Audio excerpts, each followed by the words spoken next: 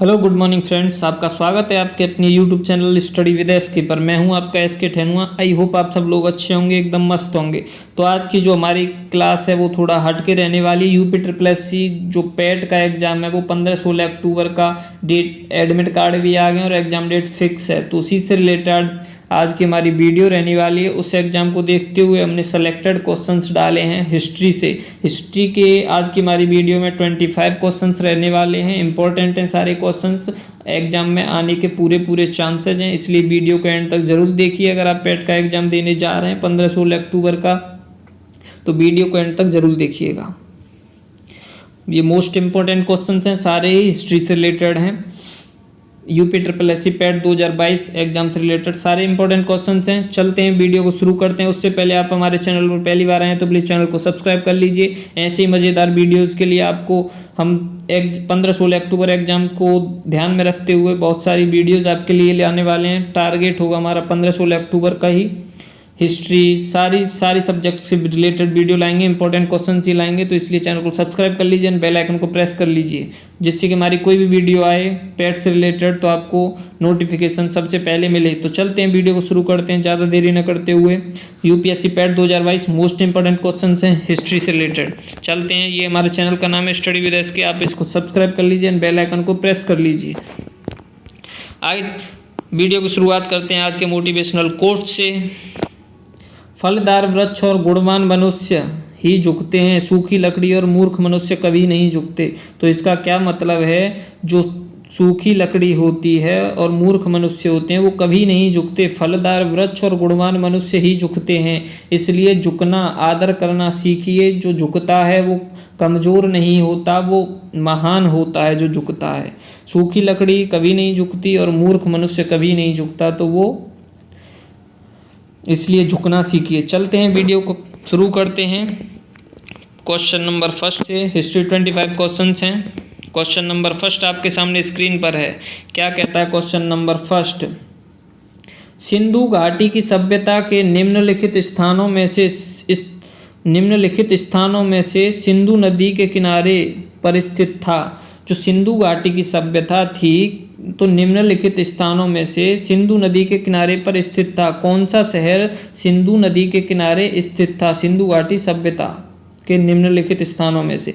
तो ये जो सारे ऑप्शन दिए गए हैं वो सिंधु घाटी सभ्यता के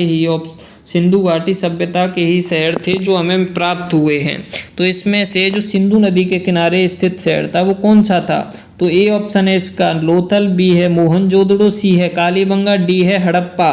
तो इसका जो राइट ऑप्शन हो जाएगा वो हो जाएगा आपका बी ऑप्शन राइट हो जाएगा। मोहनजोदड़ो जो है सिंधु नदी के किनारे स्थित था सिंधु घाटी सभ्यता में। आगे चलते हैं, इससे रिलेटेड पॉइंट्स देख लेते हैं। ये मोहनजोदड़ो के ध्वंसावशेष पाकिस्तान के सिंध प्रांत के लरकाना जिले में सिंधु नदी के दाहिने तट पर स्थित है। यहाँ लगभग प्रत्येक घर में निजी कुएं एवं स्नान घर होते थे और पानी के लिए नालियों की व्यवस्था थी। अनेक घरों में शौचालय भी बने हुए थे। तो यहाँ पे अनेक घरों में शौचालय भी बने हुए थे। चलते हैं आगे, नेक्स्ट क्वेश्चन क्या है? सिंधु घाटी की सभ्यता की लिपि कौन सी है? तो जो सिंधु घाटी की सभ्यता थी उसकी लिपि कौन सी थी? तो ए ऑप्शन है तमिल, बी है खरोष्टी, सी है अज्ञात, डी है ब्राह्मी लिपि। तो इसका जो राइट ऑप्शन हो जाएगा वो हो जाएगा सी ऑप्शन राइट, अज्ञात। सी ऑप्शन राइट हो जाएगा, अज्ञात लिपि थी उनकी। अज्ञात लिपि क्या उनकी मतलब चित्रात्मक लिपि थी, वो भाव चित्रात्मक लिपि थी उनकी। मतलब वो किसी मूर्ति पे चित्र बना के, मतलब वो लिखना कोई उनकी लिपि नहीं थी, मूर्तियों पे ही वो अपने चिन्ह बना के वही उनकी लिपि थी। मतलब चित्रात्मक, चित्र के माध्यम से समझाया करते थे एक दूसरे को, वही उनकी लिपि थी। तो इससे रिलेटेड पॉइंट्स देख लेते हैं। सिंधु लिपि में लगभग 64 मूल चिन्ह तथा 250 से 400 तक अक्षर हैं जो सेलखेड़ी की आयताकार मोहरों, तांबे की गुटिकाओं आदि पर मिलते हैं। यह लिपि चित्रात्मक थी। यह लिपि अभी तक पढ़ी नहीं जा सकी है। तो हमने आपको क्या बताया, ये जो लिपि थी वो भाव चित्रात्मक थी, ये कोई लिखने पढ़ने वाली लिपि नहीं थी। चित्रों के माध्यम से ही उस पर आकृति बना के एक दूसरे को समझाया जाता था। तो ये अज्ञात लिपि थी, इनकी भाव चित्रात्मक लिपि थी। आगे चलते हैं नेक्स्ट क्वेश्चन। आज की वीडियो में हम 25 क्वेश्चंस लाए हैं आपके लिए। सारे क्वेश्चंस इंपॉर्टेंट हैं। आप अपना स्कोर जरूर बताइएगा कमेंट के माध्यम से कितने आपने क्वेश्चंस अटेम्प्ट किए। चलते हैं नेक्स्ट क्वेश्चन पर। नेक्स्ट क्वेश्चन क्या कहता है, मोहनजोदड़ो का स्थानीय नाम था। तो जो मोहनजोदड़ो था इसका स्थानीय नाम क्या था? तो ए ऑप्शन है रेगिस्तान का टीला, बी है नदीम मुख भूमि का टीला, सी है मृतकों का टीला, डी है जीवन का टीला। तो इसका जो राइट ऑप्शन हो जाएगा वो हो जाएगा आपका सी, मृतकों का टीला। मोहनजोदड़ो का स्थानीय नाम मृतकों का टीला था। यहाँ पे जो मृतक सबसे अधिक मात्रा में पाए गए थे, मृतकों मतलब जो वहाँ पहले उनको दफनाया जाता था मुर्दाओं को, तो यहाँ पे मृतकों की जो लाश थी वो सबसे अधिक पाई गई थी मोहनजोदड़ो में, तो इसे मृतकों के टीले के नाम से भी जाना जाता था। आगे चलते हैं, इससे रिलेटेड पॉइंट्स देख लेते हैं। मोहनजोदड़ो जिसका सिंधी भाषा में अर्थ मृतकों का टीला होता है, इसकी खोज सर्वप्रथम 1922 में राखलदास बनर्जी ने की थी। इसके पुरातात्विक महत्व की ओर ध्यान आकर्षित किया। तो जो मोहनजोदड़ो की जो खोज की थी वो 1922 में राखलदास बनर्जी जी ने की थी। ये इससे रिलेटेड पॉइंट्स रहा। मोहनजोदड़ो को मृतकों का टीला भी कहते हैं। आगे चलते हैं नेक्स्ट क्वेश्चन आज की क्लास का। मोहनजोदड़ो में सबसे बड़ा भवन कौन सा है? तो मोहनजोदड़ो में जो सबसे बड़ा भवन था वो कौन सा था? ए ऑप्शन है विशाल स्नानागार, बी धान्यागार, सी स्तंभ हॉल, डी 2 मंजिला मकान। तो इसका जो राइट ऑप्शन हो जाएगा वो हो जाएगा आपका बी धान्यागार। धान्यागार इसका राइट ऑप्शन हो जाएगा, बी धान्यागार इसका राइट ऑप्शन हो जाएगा। इससे रिलेटेड पॉइंट्स देख लेते हैं। मोहनजोदड़ो का धान्यागार 45.72 मीटर लंबा तथा 22.86 मीटर चौड़ा, जो कि वहाँ का सबसे बड़ा भवन था। मोहनजोदड़ो के विशाल स्नानागार की उत्तर से दक्षिण ओर की लंबाई 11.88 मीटर तथा पूर्व से पश्चिम की ओर चौड़ाई 7.0 मीटर थी। तो जो सबसे बड़ा स्नानागार था वो भी मोहनजोदड़ो में ही था और सबसे बड़ा अन्नागार भी मोहनजोदड़ो में ही था। सबसे विशाल स्नानागार भी मोहनजोदड़ो में ही था। जो हमें पाया गया वो सबसे विशाल स्नानागार मोहनजोदड़ो में, सबसे विशाल अन्नागार भी मोहनजोदड़ो में और सबसे बड़ा जो भवन था धान्यागार ये भी मोहनजोदड़ो में ही था। और 12 चैम्बर वाला जो पाया गया था वो हड़प्पा में पाया गया था। मतलब 12 कमरे वाला 12 कमरे वाला अन्नागार जो मिला था वो हमें हड़प्पा में मिला था और सबसे विशाल अन्नागार मोहनजोदड़ो में पाया गया था। आगे चलते हैं नेक्स्ट क्वेश्चन आज की क्लास का। वैदिक आर्यों का प्रमुख भोजन था। तो ये आर्यों से रिलेटेड क्वेश्चन आगे। वैदिक आर्यों का जो प्रमुख भोजन था वो था आपका ए ऑप्शन जौ और चावल, बी दूध और इसके उत्पाद, सी चावल और दालें, डी सब्जियां और फल। तो इसका जो राइट ऑप्शन हो जाएगा वो हो जाएगा आपका दूध और इसके उत्पाद। यानी जो आर्य थे वो दूध और इससे रिलेटेड जो भी पदार्थ थे वही खाते थे और अन्य चीज़ों को वो जानते नहीं थे। न तो मतलब मीट मांस मदिरा ये इन सब को कुछ नहीं जानते थे। दूध और इससे रिलेटेड प्रोडक्ट जो होते थे उनको ही खाते थे। तो इसका जो राइट ऑप्शन हो जाएगा वो हो जाएगा आपका बी दूध और इसके उत्पाद। आगे चलते हैं नेक्स्ट क्वेश्चन आज की क्लास का।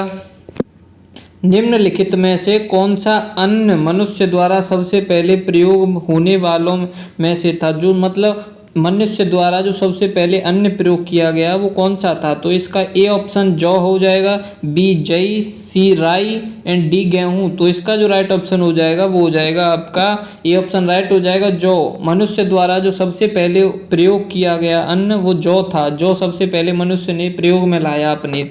आगे चलते हैं, इससे रिलेटेड पॉइंट्स देख लेते हैं। मनुष्य द्वारा सर्वप्रथम जौ का प्रयोग करने के साक्ष्य प्राप्त होते हैं। मतलब कोई प्रूफ तो है नहीं, साक्ष्य ही सारी चीज़ के प्राप्त हुए हैं। तो उसी आधार पे हम बताते हैं कि मनुष्य ने जो सबसे पहले प्रयोग में लाया वो जौ लाया अन्न के रूप में। आगे चलते हैं नेक्स्ट क्वेश्चन आज की क्लास का। वैदिक लोगों द्वारा किस धातु का प्रयोग पहले किया गया? तो जो वैदिक लोग थे उन्होंने किस धातु का प्रयोग सबसे पहले किया था? तो इसका जो राइट ऑप्शन हो जाएगा वो हो जाएगा आपका ए चांदी, बी सोना, सी लोहा, डी तांबा।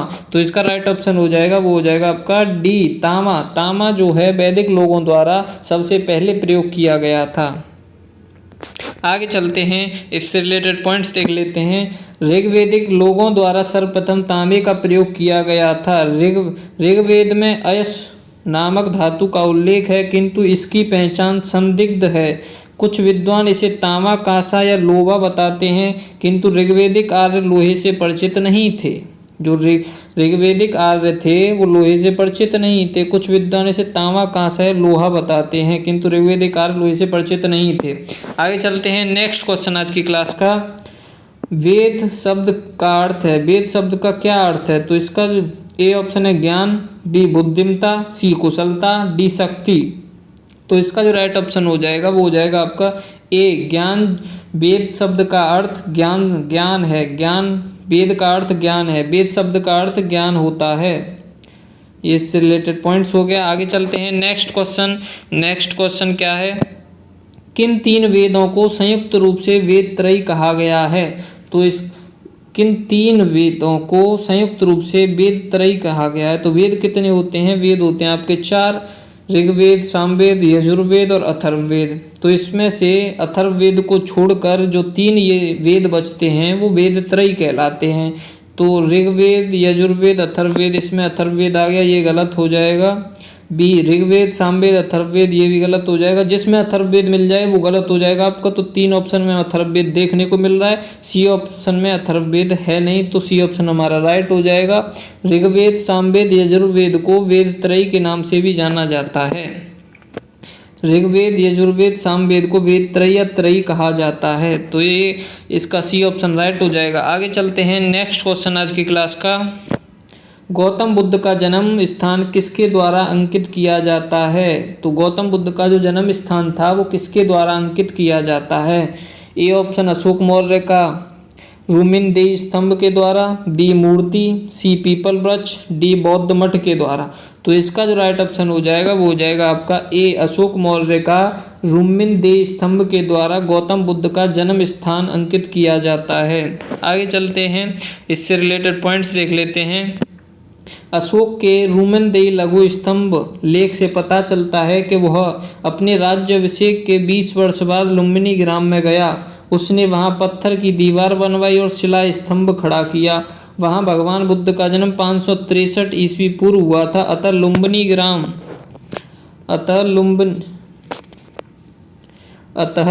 ग्राम का भूमि कर घटाकर 1/8 कर दिया गया। यानी वहाँ पर अशोक को पता चला कि यहाँ गौतम बुद्ध का जन्म हुआ था लुम्बिनी में, तो उसने वहाँ का भूमि कर हटाकर 1/8 कर दिया। आगे चलते हैं। नेक्स्ट क्वेश्चन, बुद्ध किस वंश से संबंधित थे? तो बुद्ध का जो संबंध था वो बाद में तो बौद्ध धर्म उन्होंने स्थापना बौद्ध धर्म की थी, लेकिन वो किसी धर्म से पहले से संबंधित थे। मतलब किसी वंश से, किस वंश से वो संबंधित थे पहले से। बाद में उन्होंने बौद्ध धर्म की स्थापना की, तो वो बाद में बौद्ध धर्म में आए स्थापना जो की, लेकिन उससे पहले वो किस वंश में थे? तो ए ऑप्शन है ज्ञात्रक, बी मौर्य, सी शाक्य, डी कुरु। तो इसका जो राइट ऑप्शन हो जाएगा वो हो जाएगा आपका सी शाक्य वंश से संबंधित थे गौतम बुद्ध। बाद में उन्होंने बुद्ध की उपाधि उन्हें बाद में मिली, यानी उन्होंने जो बौद्ध धर्म की स्थापना की थी वो बाद में की थी, पहले वो शाक्य वंश से संबंधित थे। आगे चलते हैं, इससे रिलेटेड पॉइंट्स देख लेते हैं। बौद्ध धर्म के प्रवर्तक महात्मा बुद्ध शाक्य वंश से संबंधित थे। इनका जन्म कपिलवस्तु के लुम्बिनी में शाक्य मुखिया शुद्धोदन के यहाँ हुआ था। इनके जो पिता थे वो शाक्य के मतलब शाक्य के मुखिया थे, राजा थे एक प्रकार से, बौद्ध गौतम बुद्ध जी के पिता। आगे चलते हैं। नेक्स्ट क्वेश्चन आज की क्लास का, प्रथम बौद्ध परिषद कहाँ आयोजित की गई थी? तो प्रथम जो बौद्ध परिषद आयोजित की गई थी वो कहाँ की गई थी? ए वैशाली, बी कश्मीर, सी राजगृह, डी पाटलिपुत्र। तो इसका जो राइट ऑप्शन हो जाएगा वो हो जाएगा आपका सी ऑप्शन राइट हो जाएगा। राजगृह में प्रथम बौद्ध परिषद आयोजित की गई थी। आगे चलते हैं। नेक्स्ट क्वेश्चन आज की क्लास का, भारत में जैन धर्म का संस्थापक कौन है? तो भारत में जो जैन धर्म का संस्थापक है वो कौन है? तो महावीर स्वामी जो है 24वें तीर्थकर थे। जो जैन धर्म के संस्थापक बने, तो इसका जो राइट ऑप्शन हो जाएगा पहले देख लेते हैं। ए ऑप्शन है गौतम, बी महावीर, सी चंद्रगुप्त, डी अशोक। तो इसका जो राइट ऑप्शन हो जाएगा वो हो जाएगा आपका महावीर। डी ऑप्शन राइट हो जाएगा। महावीर जी जो हैं 24वें तीर्थकर के रूप में जैन धर्म के संस्थापक बने। इससे रिलेटेड पॉइंट्स देख लेते हैं। भारत में जैन धर्म के प्रथम तीर्थकर जो थे वो ऋषभदेव थे, लेकिन उन्होंने जैन धर्म की स्थापना इनसे रिलेटेड नहीं मानी जाती है। जो महावीर स्वामी जो 24वें तीर्थकर आए, इनसे माना जाता है कि जैन धर्म की स्थापना इन्होंने की। प्रथम तीर्थकर ऋषभदेव या आदिनाथ को माना जाता है और इनका प्रथम उल्लेख ऋग्वेद में 22वें तीर्थकर अरष्टनेमी के साथ मिलता है। जैन धर्म का वास्तविक संस्थापक 24वें तीर्थकर महावीर स्वामी को माना जाता है। यानी जो जैन धर्म का वास्तविक संस्थापक माना जाता है वो महावीर स्वामी को माना जाता है, जो 24वें तीर्थकर थे। लेकिन जो प्रथम तीर्थकर थे वो ऋषभदेव या आदिनाथ हैं, लेकिन उन्हें वास्तविक जैन धर्म का संस्थापक नहीं माना जाता। आगे चलते हैं। नेक्स्ट क्वेश्चन आज की क्लास का, जैन धर्म का पहला तीर्थकर किसे माना जाता है? तो जैन धर्म का जो पहला तीर्थकर था, अभी हमने ऊपर डिस्कस किया है, जैन धर्म का पहला तीर्थकर ऋषभदेव को माना जाता है। सी ऑप्शन इसका राइट हो जाएगा। ऋषभदेव को जैन धर्म का प्रथम तीर्थकर माना जाता है। आगे चलते हैं। नेक्स्ट क्वेश्चन आज की क्लास का, वर्धमान महावीर ने परिनिर्वाण कहाँ प्राप्त किया? तो वर्धमान जो महावीर स्वामी जी थे 24वें तीर्थकर जैन धर्म के, इन्होंने जो परिनिर्वाण यानी इनकी जो मृत्यु हुई थी, परिनिर्वाण का मतलब होता है इनकी जो मृत्यु हुई थी वो कहाँ हुई थी, इन्होंने परिनिर्वाण कहाँ प्राप्त किया? तो ए ऑप्शन है पावा, बी है सारनाथ, सी है वैशाली, डी है श्रवणबेलगोला। तो श्रवणबेलगोला जो है डी ऑप्शन है। तो इसका जो राइट ऑप्शन हो जाएगा वो हो जाएगा आपका, इसमें उत्तर लिखा भी हुआ है, सॉरी वो ध्यान नहीं दे पाए, इसमें उत्तर लिखा आ गया। ए ऑप्शन है पावा। पावा इसका राइट ऑप्शन हो जाएगा। पावा वर्धमान महावीर ने जो परिनिर्वाण प्राप्त किया, यानी इनकी जो मृत्यु हुई थी वो पावा, अब पावा बिहार में है इस समय, इनकी मृत्यु बिहार पावा में हुई। आगे चलते हैं। वर्धमान महावीर ने मल्ल महाजनपद की राजधानी पावा या पावापुरी में परिनिर्वाण प्राप्त किया। पावापुरी बिहार राज्य के नालंदा जिले में स्थित है। तो हमने आपको बताया ये बिहार राज्य में है। अब फिलहाल पावा, यहीं पे इनको मृत्यु प्राप्त हुई थी महावीर स्वामी जी को। और जो गौतम बुद्ध की जो मृत्यु हुई थी वो आपको पता होगा, उनको महापरिनिर्वाण जो प्राप्त हुआ वो कुशीनगर में प्राप्त हुआ। उनकी जो जन्म हुआ लुम्बिनी कपिलवस्तु में हुआ और उनकी मृत्यु जो है कुशीनगर में हुई, जहाँ उनका मंदिर वगैरह बना हुआ है कुशीनगर में। आगे चलते हैं। नेक्स्ट क्वेश्चन देख लेते हैं, इसमें भी ऑप्शन डल चुका है। जैन साहित्य को क्या कहते हैं? 16वां क्वेश्चन है। हम इस वीडियो में 25 क्वेश्चन डिस्कस करने वाले हैं, तो इसलिए वीडियो को प्लीज़ आराम से देखिए, ध्यान से देखिए, प्रत्येक क्वेश्चन इंपॉर्टेंट है। तो क्वेश्चन नंबर 16 क्या कहता है? जैन साहित्य को क्या कहते हैं? तो ए है त्रिपिटक, बी है वेद, सी है आर्य सूत्र, डी है अंग। तो इसका जो राइट ऑप्शन हो जाएगा वो हो जाएगा जैन साहित्य को अंग कहते हैं। डी ऑप्शन इसका राइट हो जाएगा, अंग। आगे चलते हैं। जैन साहित्य को आगम सिद्धांत कहा जाता है। इसके अंतर्गत 12 अंग, 12 उपांग, 10 प्रकीर्ण, 6 छेद सूत्र, 4 मूल सूत्र एवं अनुयोग सूत्र आते हैं। बौद्ध साहित्य को त्रिपिटक कहा जाता है। जो बौद्ध साहित्य है उसे त्रिपिटक कहा जाता है, को आगम सिद्धांत कहा जाता है। आगे चलते हैं। नेक्स्ट क्वेश्चन देख लेते हैं। अशोक की प्रशासनिक नीति में भारी परिवर्तन किस घटना से आया था? जो अशोक की प्रशासनिक नीति थी उसमें जो भारी परिवर्तन आया था वो किसके कारण आया था?